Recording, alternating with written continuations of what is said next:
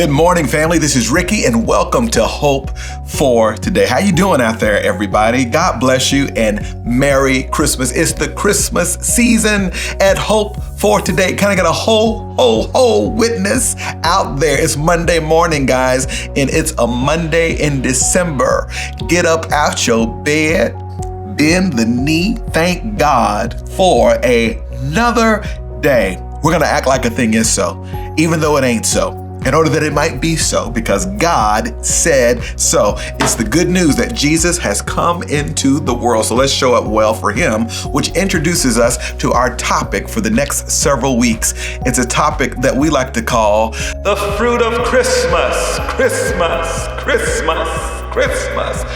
One more time, the fruit of Christmas, Christmas, Christmas. We're going to be talking about the fruit of the Holy Spirit.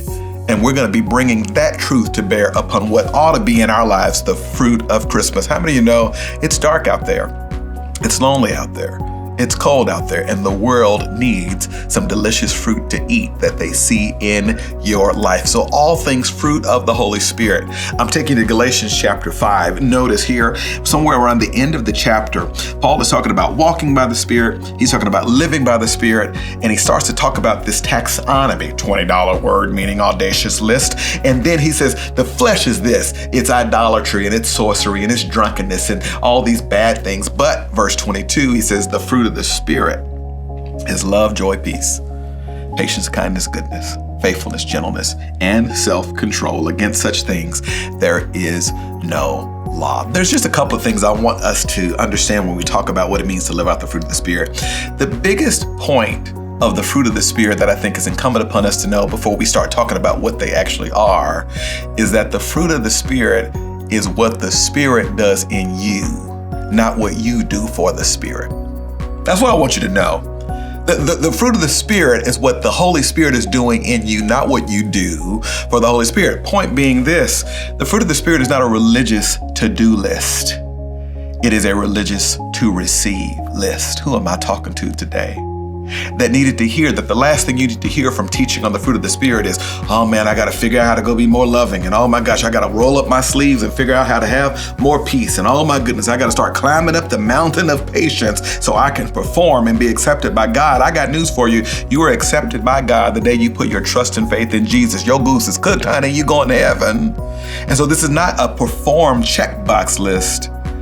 It's a virtuous gift from the Holy Spirit to stir up these virtues in your soul. That's the big idea, is that when we come to love and joy and peace and so on and so forth, we're not talking about stuff you have to do. We're talking about fruit that is being done in your soul when you yield to the Holy Spirit. Second thing I want you to know is this. When we talk about the fruit of the Holy Spirit, we're talking about the character and the nature of Jesus. This is the Spirit's kindness to help you be like Jesus for the sake of your own soul and for the sake of the souls around you.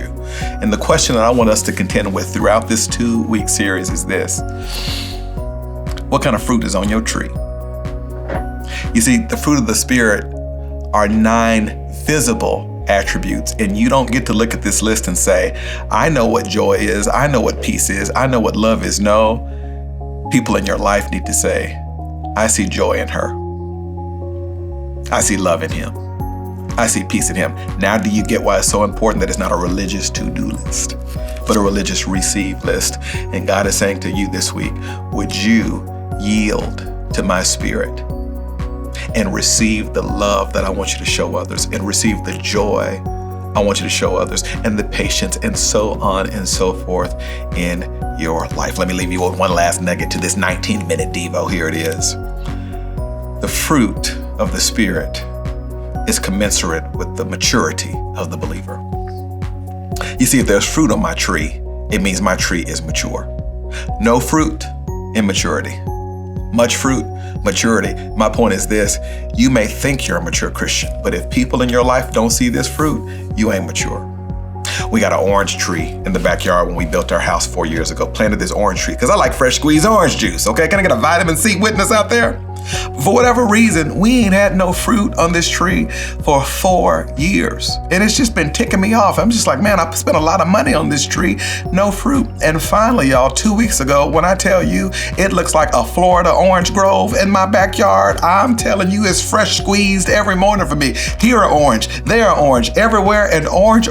And I finally got with my gardener. I was like, bro, what's going on? For years, no fruit. And now all of a sudden I got fruit. What gives? He says, Ricky, orange trees have to dig deep and get certain nutrients that only happen after they're so mature. And once their roots get deep enough, before you know it, you have fruit. God told me to tell you that if you want the fruit, get deep enough into the fertile soil of a relationship with Jesus, and you watch some oranges spring out of your life. That's hope for today.